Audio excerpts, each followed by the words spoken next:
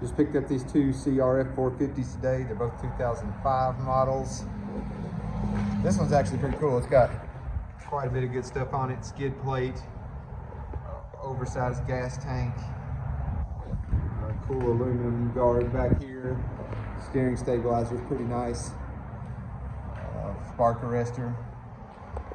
This one's got, the graphics on this are pretty cool. We'll see what it cleans up like at the car wash right now. It is too cold to dig my pressure washer out at home, so got the Yoshi pipe on this one.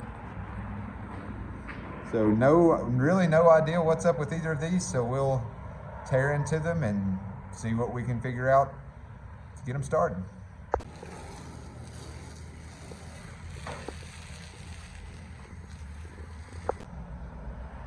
Well, they still got a long ways to go, but definitely look a lot better than they did before I started spraying them off.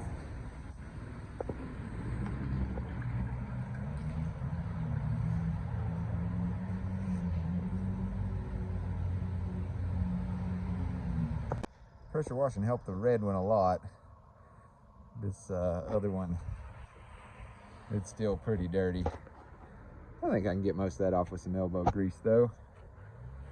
Interested to tear into these and see exactly what's up with them. Both seem to have good compression, turn over easily. We'll see. Got this white 2005 450 up on the lift after getting back from buying it today. Noticed there was no oil in it.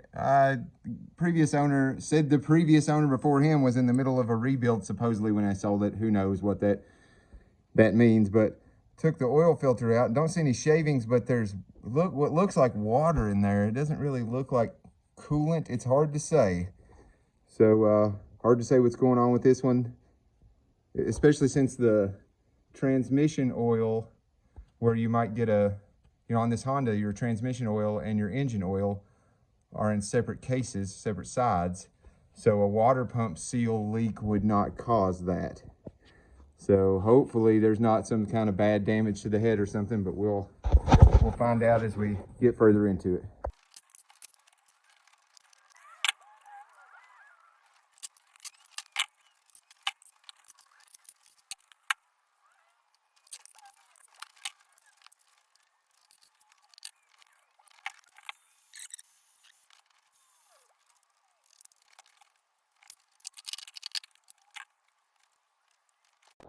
All right, just to look down in here, everything looks to be, hard to say for sure, but missing the vent hoses here, I'm noticing now. Missing the spring on the pipe there that holds those two pipes together. And the carb, I noticed, doesn't have any vent line on it. So those are all things that'll have to be addressed. Didn't have a chain and sprockets when I bought it, I knew that. Both fork seals are leaking pretty good, so we'll get into doing all that. It does have an air filter in it though, so that's always a plus.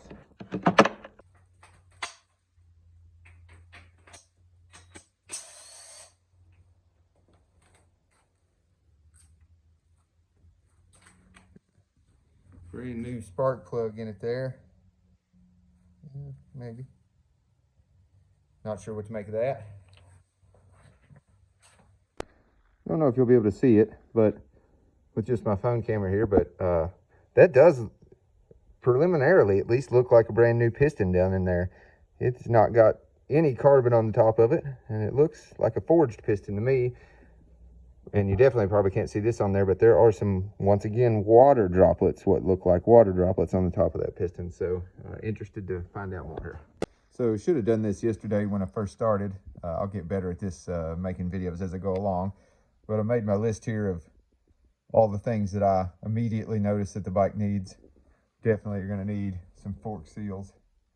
You can see that it's leaking there. It did not have a chain or a front sprocket on it when I bought it. I knew that. The sprocket cover / chain or case saver is missing there. This front tire is whipped. Let's see if we see here, there's a bunch of knobs coming off of it. There we go. Splitting off right there. Don't know if you can see that or not, but let's see. The radiator louvers are missing. Let's see. The front wheel bearings, I won't be able to show you with this in my hand, with the camera in my hand, but when I take it all the way to the side, you can definitely feel some play in there that's significant. Let's see, the breather hose, I think I mentioned this yesterday.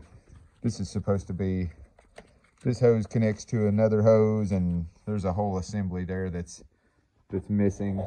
Let's see, what else? There's a hose guide that's supposed to go right here. It's missing. The front brake hose guide is broken here. Let's see. The carb does not have any vent hoses on it. Let's see. And it's missing the mud flap there. All stuff I knew when I bought it. Like I said, I should have listed all this stuff yesterday, but I'm gonna set up a leak down test on it right now, because where we saw that water in there yesterday, I'm gonna open up the motor any way it goes. But before I do that, it'll give me good information to go ahead and do a leak down test on it and see if the rings are sealing, if the valves are sealing and all that kind of stuff. So I'll set that stuff up and bring you back in.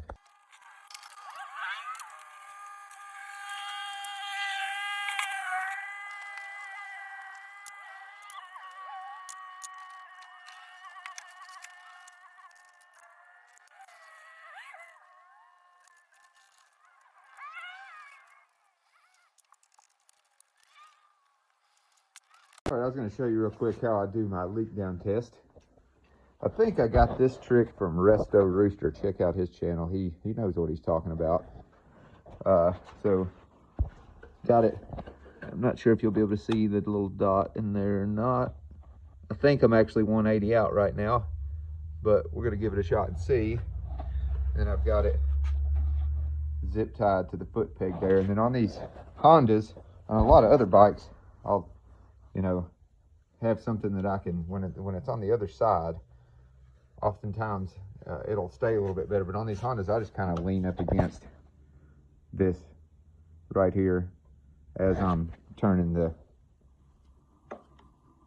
yeah, and we can hear it coming out of the air box already. So either I am 180 out or this is really badly leaking. So we'll see. I'll rotate the engine or 360 out and see what happens. All right, so we definitely got some leaky valves.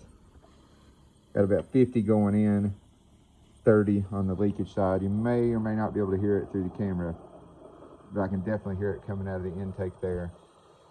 I'm not sure about the exhaust. I'll check that. All right, before we start turning into the cylinder head, let's see if we can get a little spark here just to make sure. Oh yeah, oh yeah. Hopefully you saw that on the camera there. Good spark.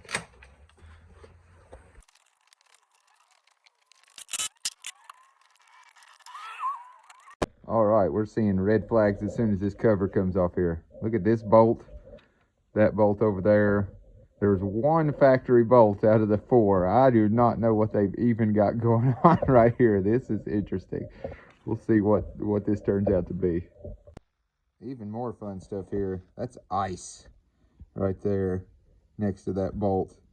Not looking good for this motorcycle. All right, these valve clearances are out, but not in the direction I hoped. The intake, I think the spec is like 0.16 plus or minus 0.03 millimeters. And that 0.28 millimeter goes in. Doesn't quite go in on this one, but the 0.25 did. The exhaust, they're actually close. They're still a little bit looser than what they need to be.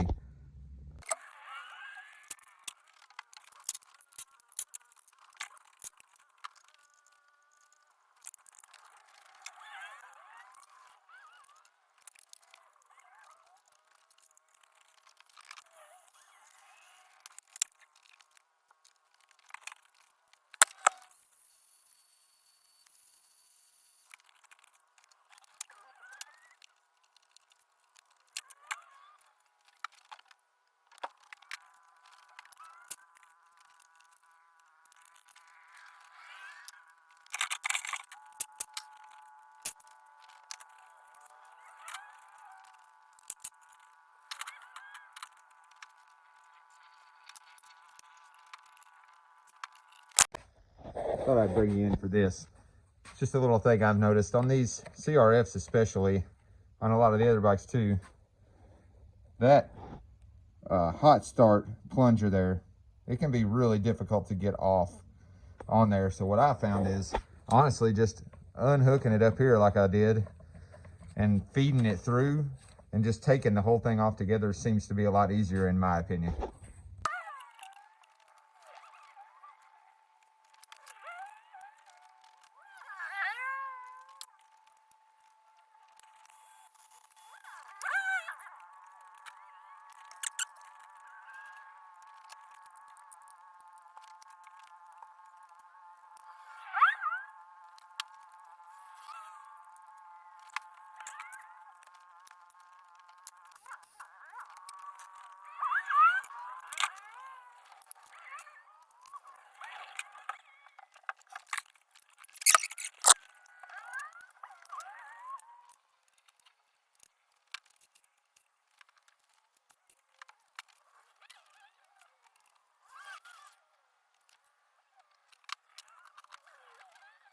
So this cam spins very freely. The lobes look like they're in good shape.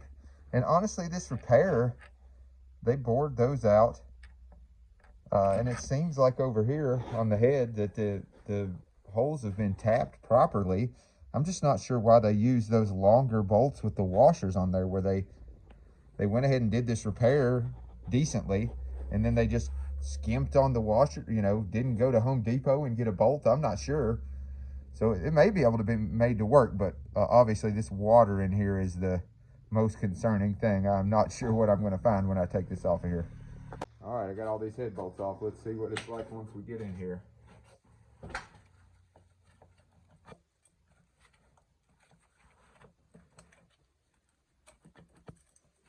If it wants to come off. Oh, it'd help if I took that coolant hose off right there, wouldn't it? That coolant hose, which didn't even have a hose clamp on it. Yeah, man. Gets better and better with this bike.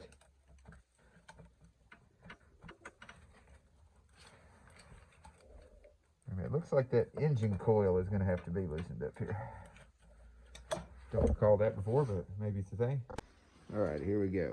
See what happens.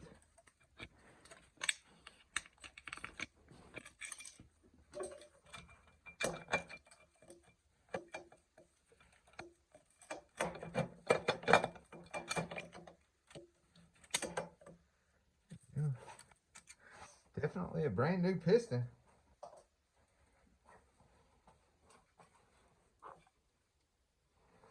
Well, upon first look, this doesn't look horrible, but our valves definitely aren't sealing, so we're going to have to get them out of there and see if they're cupped or what the deal with those is. The dowel pins are in there. That's a brand new head gasket. 95.96. I don't remember what the stock bore on this machine is. We'll have to look into that and see what that is. So this cylinder is actually in pretty daggone good shape. There's no vertical lines. It's got a brand new piston in it. They did not clean this carbon up off of top of the ring line. But other than that, the cylinder is actually in really good shape. Brand new piston. There was a brand new head gasket on it. When I leak down tested it, it didn't seem to be leaking past the rings. And the head gasket didn't seem to be leaking. So I'm going to look more into this head and the valves. I may not even take this cylinder off. I'm not sure yet. We'll see what we find with these valves, but it turns over smoothly. I've rotated this cam chain around. It does not kink. You know, kind of what you want to do with these is, where they seem to kink is like if they go backwards like that. And if you move it backwards like that and it sticks, then you'll know that that thing's, you know, not in good shape. But it seemed to be nice and tight when it was on there. Hondas of this generation, to my knowledge, the cam chains usually don't tend to be a weak point. If this is a Yamaha, I'd be changing that cam chain 100%, no questions asked. The Yamaha chains are a lot thinner than this and not nearly as good. But I don't know. We'll see about this head. Maybe this won't be as bad as I thought it was going to be. All right, we got our valve spring remover tool set up here. I'm going to take a guess from looking at these shims here. They're completely flat. I haven't taken any of them out yet, but I'm going to guess that these valves are cupped very badly and sunken up into the head. So I'll get the first couple of them taken out here, and we'll see what we're looking at. Yeah, here's that the intake valve shim. That is a tiny shim. They're usually much bigger than that. I want to do yet another shout out to Resto Rooster. He's the first person I saw put this in the vise like this. Holy crap, this made this so much easier. Once I did this the first time, I wasn't trying to wrestle with it. Comes out of there easy. So just as I expected, I got that left intake valve out, and that is very cupped there. I'm not sure if the camera will show it up. I use this thing here. I think it's called a jeweler's loop. And you can really get down on that side of that valve there and see that it's cupped. So these intake valves are junk. On this right intake valve, we got the same thing going on. I took a wire wheel and just took a little of that carbon off. Don't know if it'll make it more visible that there's a cupping on the camera there or not with that carbon gone, but it's definitely there. The exhaust valves, we might get lucky on. That's still got the coating on there and doesn't appear to be cupped or feel to be cupped. So I'll take the other one out and we'll check that out, and then I'll probably just put the exhaust back in and check and see if they leak with some brake cleaner. So I think I'm seeing why these cam cap bolts here had those washers on them. Probably won't be able to tell, but they only ran the threads like halfway down in there. It's like they started to do a actually serviceable repair and then they just stopped. Not sure what's up with that. So I am going to grab my tap and die and run these threads a little farther down in there, and then this should be a good repair. All right, so the first thing I'm going to do here is find out what size it is, which I was pretty sure it was an M8 by 1.25. All right, and I got the tap on my T handle here. Put a little just engine oil in here, lube it up a little bit, and I'll just slowly start cutting.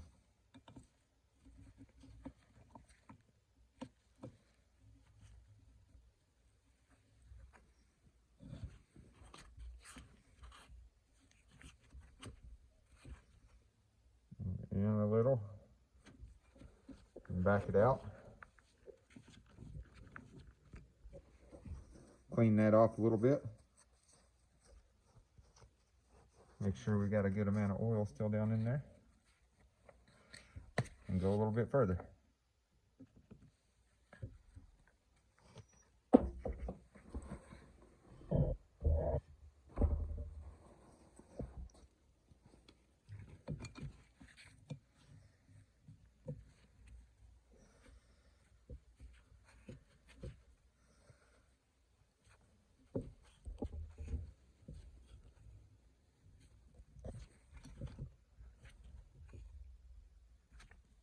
Can feel it cutting. Getting a little harder. Back it out, do the same thing. Yeah, you can see what's cutting there. There's a little bit of stuff on the end. Material. Clean the material off.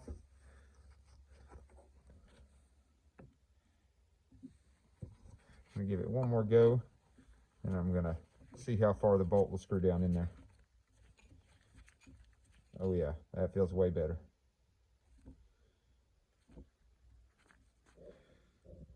Yeah, that's way better. Already tell.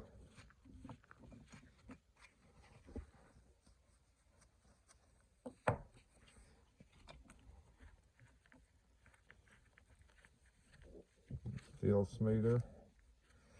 See if we can get it to go a little farther down in there.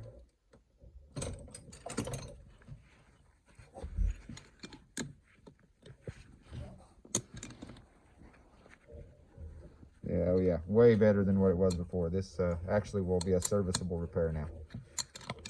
I'll be doing the same thing to the other side. So I'll show you something here. This is the actual stock bolt, the one that was stock, and that's how far it sticks out. So that's how far it goes down in the head. We can see there's oil on this where I put it down in the hole that I just bored out. And then I had oil in there, and you can see that that oil is not quite as long as this is, so it's not getting quite down the far. So I'm going to bore it out just a tiny bit more down, or thread it a tiny bit farther down in there, so that we're getting the same amount of bite on this bolt as we are that other one. All right, I got both of these tapped much farther down in there. Once you put the cam back on, the bolts seat all the way down in there like they should, but we definitely want to make sure. I'm taking some brake cleaner here and going to take my air hose and just make sure to get all this junk out of here, because there's little shavings and stuff in there, and we definitely don't want that to stay in there.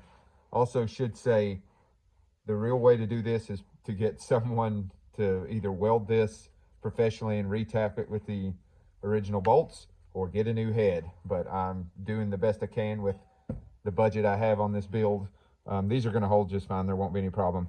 I should also point out that this one was the one that actually had the rear left, or intake left side, was the one that actually had the original stock bolt in it.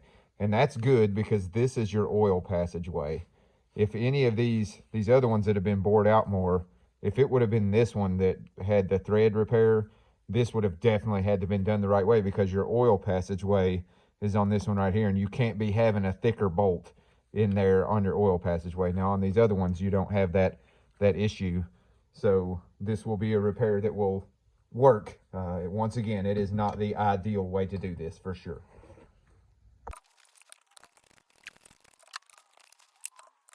I did elect to go ahead and pull the cylinder, go on and pull the cylinder off there.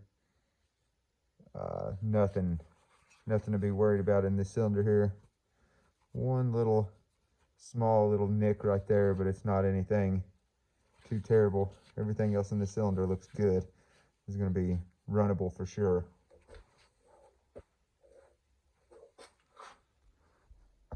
All right, I'm glad I went ahead and tore it down a little bit more. I don't think this has ever been run since they put this stuff in it. We'll see.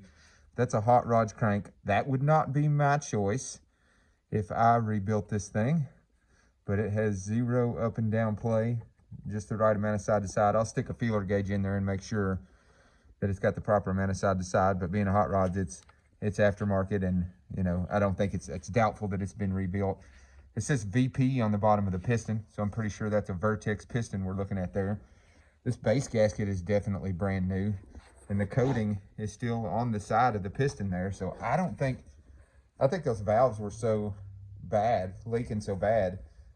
I don't know this for a fact, but my guess would be they thought that it was a top end issue, so they rebuilt the top end, and they still never were able to get it started, because this doesn't look like it's been started since that rebuild was done. And as I said, the valves, as we saw earlier, were just leaking so bad, I don't think it was ever going to start like that. So we'll see, but this may turn out to not be so bad after all. All right, so I did take the ring off, so we can at least measure our ring gap. Proper way to square this in the cylinder would be to take that piston off and square it in there. I don't want to take the piston off. There's no reason for me to do that. We can get a close enough measurement right here with this to see if we're in spec. On a forged piston, generally what you want is 0.004 times whatever the bore is. So in this case, it's a 96 millimeter bore, which works out to be 3.78 inches. Then you multiply that 3.78 inches about times 0.004, which gives you 0.015. So we're looking for a minimum of 0.015 on the ring gap. That slides in easily.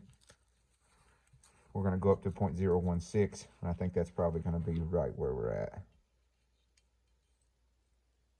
0.016 drags a little bit. Let's see, we'll look at 0.017, but I don't think it's going to be any more than that. Yeah, and I'm having to force that to get that one in there. So we're at about 0.016 inches on the ring gap. I've seen a bunch of times when people have rebuilt bikes, and obviously these guys didn't really know what they were doing, whoever was rebuilding this. I've seen a bunch of times when that happens and they don't check the ring gap, and I've opened several bikes up and the ring gap has been too narrow. And A little too wide is not good, but the too narrow is definitely not good. You can get a seizure like that. So I always double check on that ring gap when I pull something apart. So I forgot to mention on this, you want this R. Don't know if you can see it on the ring there. There's a little R. It's not focusing very well, but that needs to be up. And it was indeed up when I took it off there. All right, so I went ahead and put those exhaust valves back in. I didn't hear any leaking when we did the leak down test, but we're gonna double check them here. So I'm gonna take this brake cleaner. I'm gonna spray it down in, just fill it up really good in there where the valve is. Same on both valves. And then I just like to set it here over a piece of cardboard that I know is clean. And then we'll just let it hang for a couple of minutes and we'll see if there's anything that leaks out of it. All right, generally when I'm bagging up valves, I will not mix match. I will have individual bags like this. I'll write intake left, exhaust right, but these aren't going back in there, and it won't matter which side the springs or keepers go on. So I'm just throwing everything. In this instance, I'm just throwing everything in one bag. I normally, as I said, would not do that. I'm just going to put these shims back in my shim case because there's no way I'm going to be using that thin of shims when I get this re-dressed up. So, all right, our head's been sitting here for quite a bit now. Yeah, not seeing anything under there. Then I'll look up under it here. No leaking from those, so we're in good shape on those exhaust valves. That'll save us a little time and money. I should also point out, I think I mentioned earlier that only one of the bolts in that cam tower was OEM. This other one is a Home Depot bolt, I guess. It is not long enough, and you want that flange around the end of this, so sometimes using a Home Depot bolt's totally fine. Obviously on the repair we did, we're not going to use an OEM bolt for that. I will order an OEM bolt like this one for the other side that still has its original threads intact. You definitely want to be getting as many threads down in there as you can and have that surface area on the top to even that pressure out. All right, next task here is to tear into this carburetor and see what we find. Somebody did the mod to the accelerator pump here. As you can see, they got this wire wrapped around it here. I've heard mixed thoughts on that. I've never had a trouble tuning one right, and we'll get to that point. We'll tune the accelerator pump once we get this carb all ready to go, but I think I showed earlier that this throttle is sticking, so we'll see what we find when we get in here.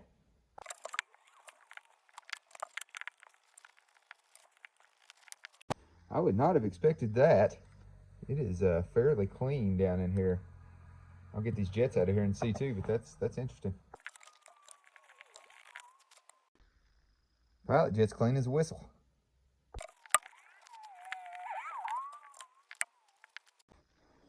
All these jets are clear. This needle looks brand new. This gasket is raised here just like it's supposed to be. I think that's brand new too. So even more evidence that this thing was never actually fired up after somebody did a whole bunch of work to it.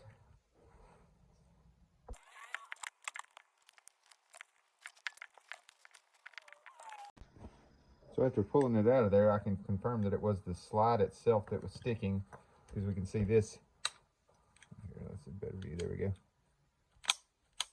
That's returning just like it's supposed to. I popped it out of where it's supposed to be there, but it's not that there. So something to do with this slide is causing it to stick in there. Let's see what we can figure out. There's definitely some dust down in there, but I wouldn't have thought that dust would have been enough, which we need to get out, of course, but I wouldn't have thought that would have been enough to make that stick, but let's see.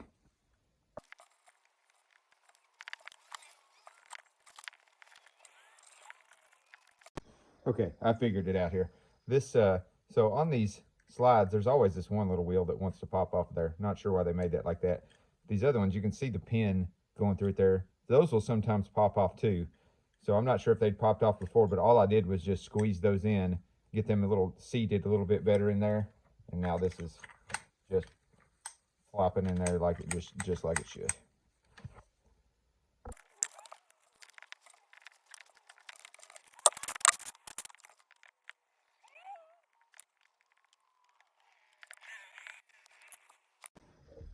pulled the needle out to check and see where it's at.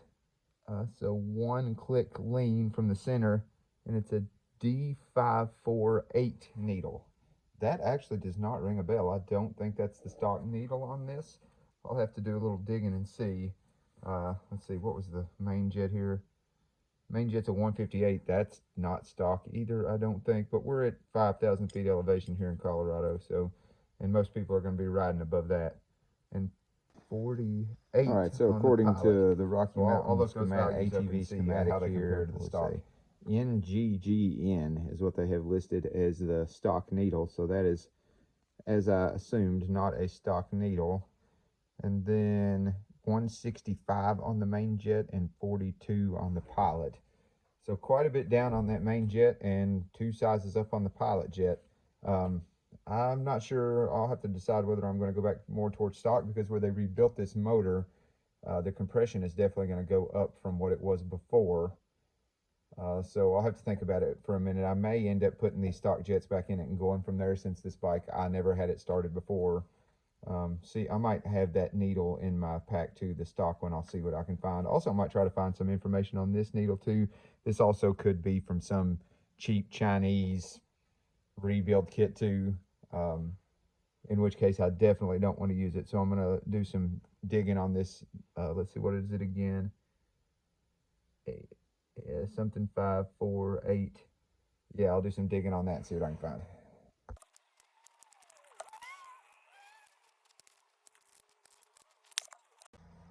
So unfortunately, I don't have the right needle for this. On this particular bike, the needle's pretty easy to change. You can just take the tank off and get right down into the top of the carburetor and change the needle. So we'll give this one a try and see what it's like. I'm probably going to put it back to the stock position just for the first. You know, I would rather be too rich to begin with than too lean. And I am going to keep that pilot jet at a 48. I'm out of 45s right now. I need to order some. And this time of year in Colorado, it calls for a 42. This time of year in Colorado, these bikes run like crap with a 42 in them. I've done that experiment enough to know. So I would rather have the 48 than the 42, and I don't have a 45 right now. So that's what we'll go with. Put this random needle back in the center position. I'll probably bump this main up to a 160 from a 158, and we'll leave that pilot like it is. So I always do this when I'm, you know, the bike's not been started before, rebuilds, whatever. I'll write down whatever jetting I started with there. So 158, 48, position 3 on the D548 needle.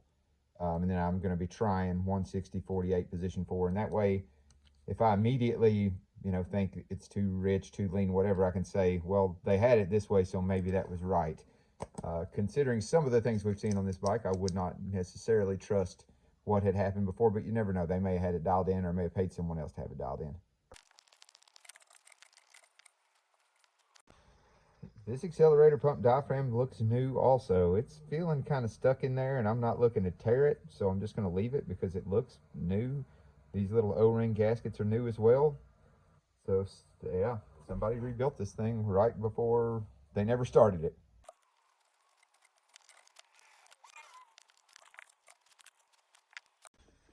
Tons of FCR videos where they point this out, but the correct orientation for this is M, not W. It looks like, because that kind of matches this shape down here, you'd think that it goes like that, but it actually does not.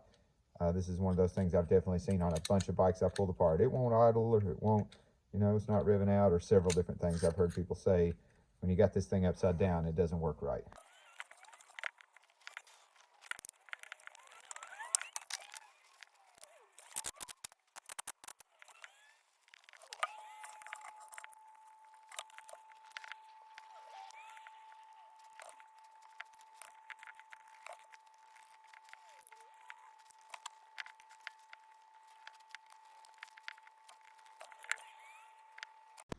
So I wanted to mention that when this fuel screw came out of there, the O-ring didn't come out.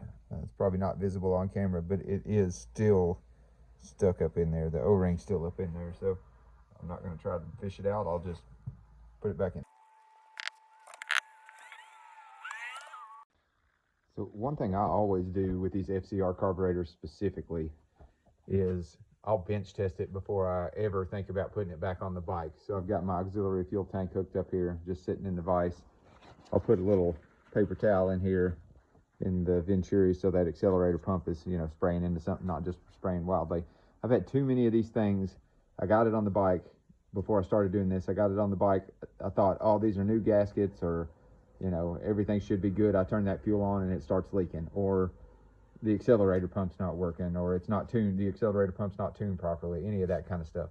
So this to me just is the way easier way to do it. So we'll just turn our fuel on there and give this thing a couple of seconds, and I'll mess with it a little bit here. If there's any leaking or anything, I'll come back, bring you back in and let you see what's going on, and then I'll show you how I tune these accelerator pumps. And here you go. This is exactly why I do this. So I'm pressing on that accelerator pump right there, and I am getting nothing.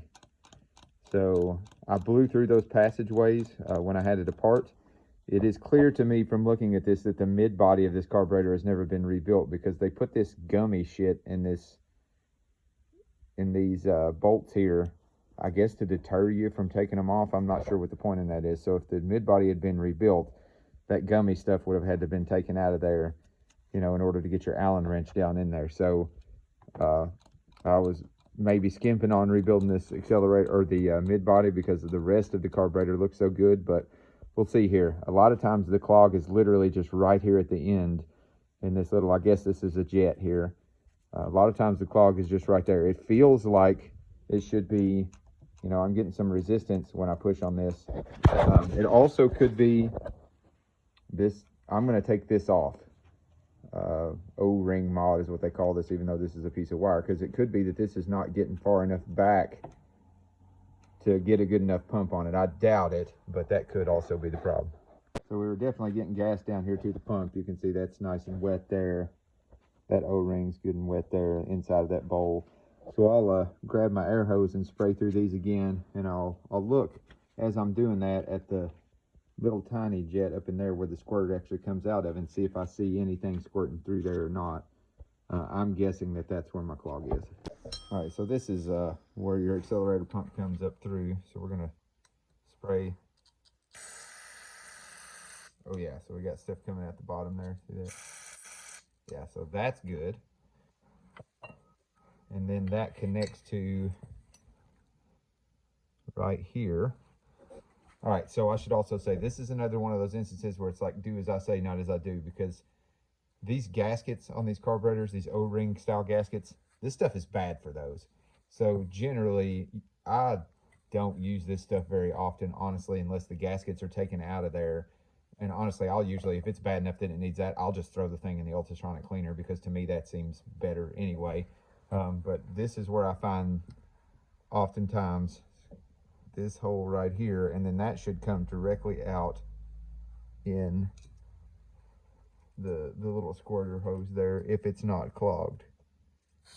Oh yeah, so we're not getting anything down here, but it's, let's see, it's just squirting it straight up back up into the air. So this is where our clog is, which is usually where these things are clogged. So I'm gonna hit this thing with the air hose a little bit and see if I can get it unclogged, and then bring it back in. All right, I hit that with the air hose a couple of times. Now look what we got. It's squirting right through there just like it's supposed to. Probably should have just went ahead and did this while I had it apart a minute ago, but like I said, I've tried to avoid using the carburetor cleaner as much as I can. Now I'm spraying the air, man, it's just throwing it right up. So I try to avoid using that carburetor cleaner as much as I possibly can. We're still taking somewhat of a chance on putting this back on without doing the mid body. I keep those mid body gaskets in stock, but just trying to keep the, you know, get this thing going for as little effort as I can, truthfully, do it right, but also with as little effort as possible. All right, we now have a working accelerator pump, as you can see there. Let me get the camera back on the stand here, and I'll show you how I adjust this thing. All right, you'll have to forgive me here because I don't really have all this camera angle stuff figured out yet, but I'll get it as time goes on. So the most important thing is, this is your accelerator pump timing here. As you go in or out on this, you'll see it changes the length of distance between the rod, pump rod, and the throttle here. All right, and as you change that distance, it changes the timing at which that squirt comes out. So what you're looking for here is you want to get that squirt as early as you can without it actually hitting that slide. So you'll just keep, what I do is I just keep adjusting and adjusting until it hits the slide, and then I'll back it down a half a turn, a quarter turn, whatever it needs to be, and I'll keep my air hose right here so I can dry the gas off really quick. And then I'll just keep adjusting until I get it as close as I can to that. That's late right there to me. I think that's late, so I'm gonna get it. Keep turning it till it's sooner and sooner until it hits the slide, and then back it down a little bit, and I'll show you what that looks like when I'm done. So on this particular one, I literally backed that screw, so backing it out makes it sooner because it pushes this down. It's almost like preload, not exactly, but it pushes this down, gets this closer to the plunger as you back it out. So on this one, it was literally back it all the way out till it wasn't touching anymore, and then about a half a turn in, and now getting a good strong stream there, and it's not hitting the slide. I don't know if you'll see it on this side, but it's squirting it plumb out the other side, hitting my iPad mount there. All right, the next thing we're going to address here is this bike has no rear brakes.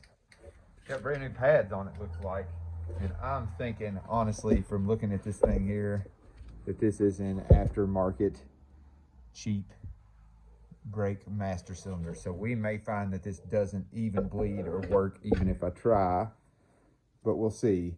It doesn't have any fluid in it right now, so that would be why it's not working, or maybe it leaked out. I'm not sure, but we're gonna grab our brake bleeder and get to work on it.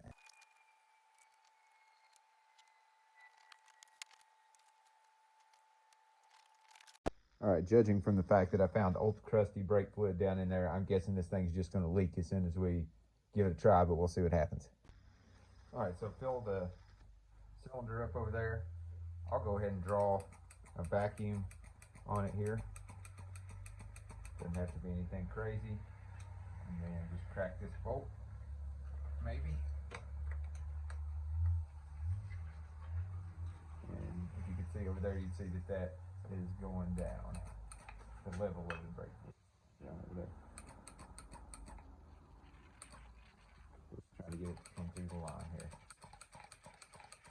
We don't want that master cylinder to empty all the way, or we'll just introduce more air back into it.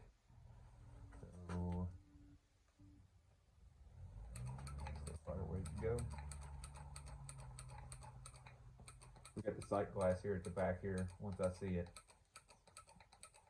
the level will get down to that sight glass. I'll close it off and fill it back up. Keep moving.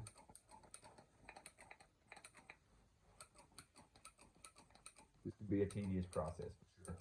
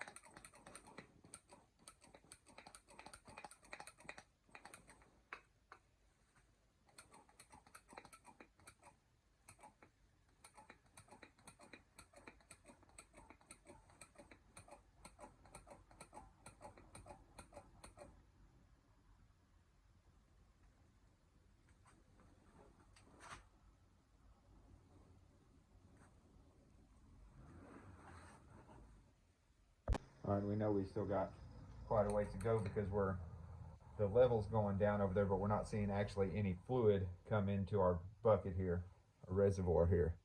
So once we start seeing that fluid actually come out of this side over here, then we'll know that we're getting to the point where we can start seeing if there is actually brake pressure or not.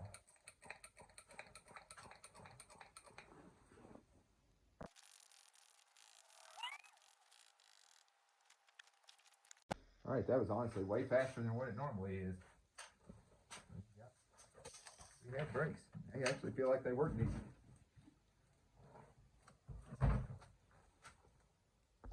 All right, after I spilled half my brake cleaner, we can get back to the job of getting this finished up, but it does have brake pressure now. We're just gonna give it, I wanna want to see fluid coming out of this line over here, so I know that there's no air. I'm starting to get some sprinklings of fluid coming out of there.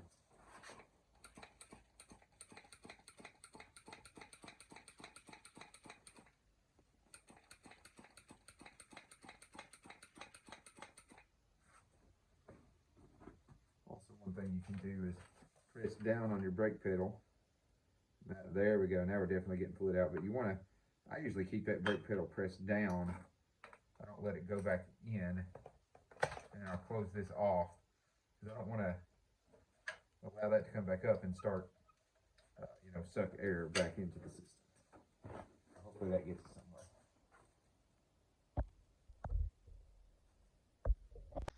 All right, we now have brakes. I'm sure that this will require some amount of adjustment, but they're stopping pretty good.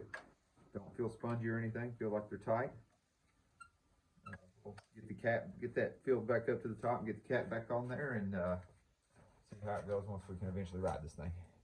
All right, this is the rubber piece that was down in there. You want to make sure you get all that crud cleaned off of this. You do not want that going in your brake line and causing your brakes to seize up. There was some down in the actual master cylinder too. I was able to get a paper towel and get most of that out, so I think it'll be all right. But this, you definitely want to get that crud cleaned off there. All right, I'm going to take this clutch cover off here and at least have a peek at this clutch. This generation CRF is super bad for notching the basket, and it's got the springs feel heavy duty, so I'm thinking it's aftermarket because I've got that other 05 I picked up the other day, and I actually worked on an 05 last week, and the clutch was butter on those. Those were stock springs, so I'm thinking this has got some sort of aftermarket deal in it anyway, but we'll see in just a minute when we get in here. This basket looks fantastic. I don't know if that's aftermarket or not. I'm half tempted to take that pressure plate off there and see. There ain't a bit of notching in this thing at all. It looks brand new. And those plates kind of look new too. I think I'm gonna take this pressure plate off here and look. I don't think that's an aftermarket basket, but it might be. We'll find out.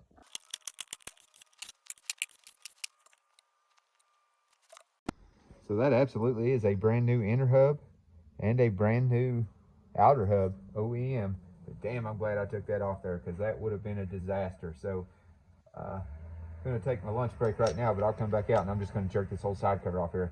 Man, I did not want to do that, honestly, because on these Hondas, these gaskets love to stick. And I had a customer, this exact same bike for a customer a week ago. It took me over an hour just to get the gasket material scraped off of the outside. It loves to stick, so let's pray that that doesn't happen, because I don't mind to buy the gasket again, but daggone, it just takes so much time to get those gaskets scraped off there. Those I don't know if they're like green or yellow Honda OEM gaskets. They stick like crazy.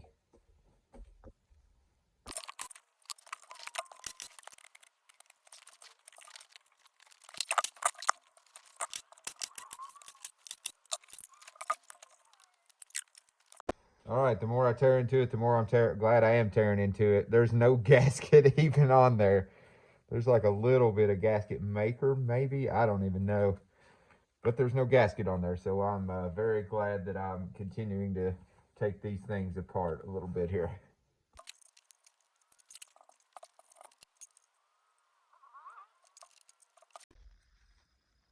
All right, let's see what happens on this other side here. I got that gasket added to our parts list. Also noticed there's supposed to be 2 washers here. The one that says outside and a larger one inside of that. These Hondas are terrible for this countershaft seal being bad, so I'll probably add that to the list and just go ahead and change that just so I know it's good, because they love to leak. So I started to take that side cover off on this side and realized there actually was a little bit of oil in it. I didn't think there was any in there, but there was a little bit, so we're gonna just drain what little bit is in there just so I don't make a super mess when I take that cover off there.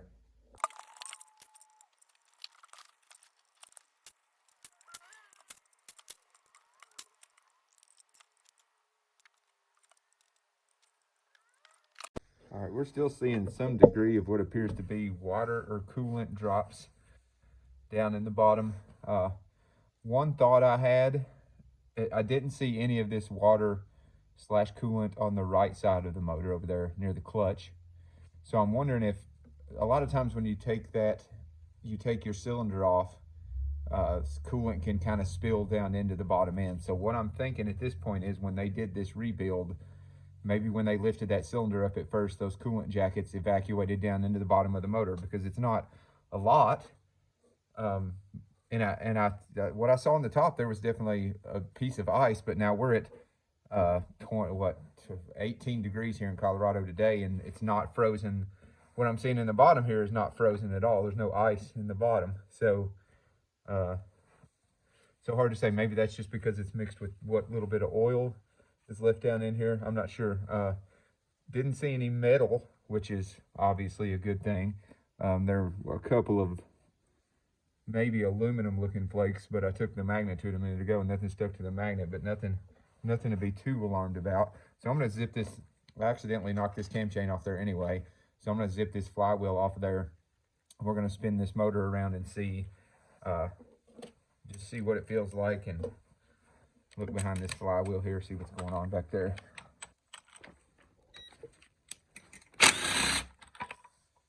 All right, this flywheel puller here came with a little, I don't know what you call this, but you thread it onto the end of the crank here so that you're not using your puller directly on that, because especially on these Hondas, this is the side you get your oil feed into the crankshaft from. So you definitely do not want to be buggering up the end of this if at all possible. So when you're using this, let's see how far it goes in here. Yeah, you can't put it all the way in because then you lock up against the crank here. So you got to leave a few threads off, and hopefully we've still got enough threading space to get on here. It doesn't have to be, you don't need much space to pop this thing off here, just a little bit. So let's see if this does the trick. Oh, we need a way bigger socket there.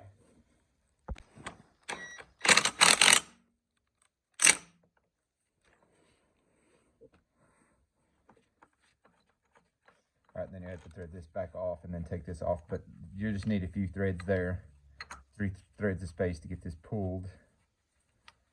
And obviously we've saved the end of our crankshaft there, so that's very important. So you can definitely tell there was some water or something down here. There's a tiny bit of rust on the side of that. Not bad, probably just where it was oriented down. And we'll get this cam chain off here and do a better inspection of that. And then, like I was saying in the previous video, when you can really tell is when you turn it backwards like that, and if it sticks or kinks at any point, if it doesn't just automatically release when it goes down like that, then you definitely need to replace it. We'll look into, may end up replacing it anyway. We'll see how much money this is going to cost us overall once I get my, get my spreadsheet done, which I'll show you guys how I'll do that too. All right, these bearings feel smooth as silk down here. I don't feel any issue with those. You always want to check out this, why they put plastic gears in these, I have no idea, but you always want to check out this plastic oil pump gear here and make sure that's okay. That looks to be in fine shape. Yeah, and it's spinning over completely smoothly. No issues there. So hopefully, unless there's some crack in this case somewhere that I'm just not seeing, I need to pull the skid plate off here and look up under here and make sure. But unless there's just some crack or something I'm not seeing, I'm assuming that this coolant that's in here came from, as I said earlier, them lifting the cylinder off and spilling it down in from the cylinder. So some amount of good news there.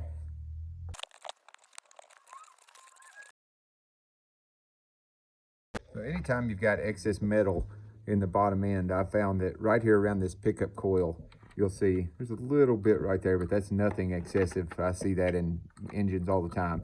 Anytime you got excess stuff going on, you're going to see it bunch up right here around this, sometimes around the stator coil too. So just keep that in mind. If you open this up, maybe even if you don't see much shavings down in here, but you see a ton right here, then you're going to know that something is off. Took a little bit of brake cleaner, a couple of paper towels, and got most of this old sludgy oil cleaned out of the bottom end here. And like I was saying, that water is concerning to some degree, but everything in here spins smoothly, looks good. So we're gonna put it back together and send it and see what happens. Obviously I got to get those valve seats cut and stuff, but that'll be probably in a different video than this one.